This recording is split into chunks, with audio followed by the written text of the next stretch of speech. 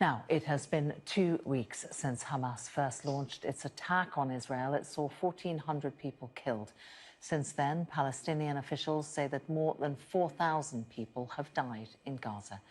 Reporting on the war has been personal for Palestinian journalist and human rights advocate Yara Eid, who joins me now. Yara, thank you for joining us here on Sky News. I understand that recent events have caused you personally a great deal of grief and pain.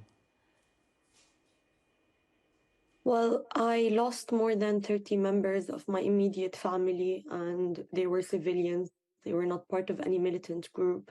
Most of them were children. 17 of them are children.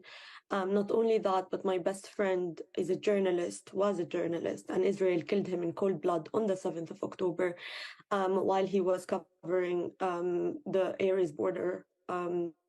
And he was wearing a press vest, he was wearing his helmet. And I just want to say, before I continue talking about what's happening, when you first introduced what's happening, you said more than 1,400 people have been killed in Israel and more than 4,000 in Palestine have died. I think language is really important to use, because language, as a journalist, you have the moral responsibility to report on what's happening. Palestinians don't just die, they get killed. They are actually being subjected to ethnic cleansing, to genocide for the last 75 years.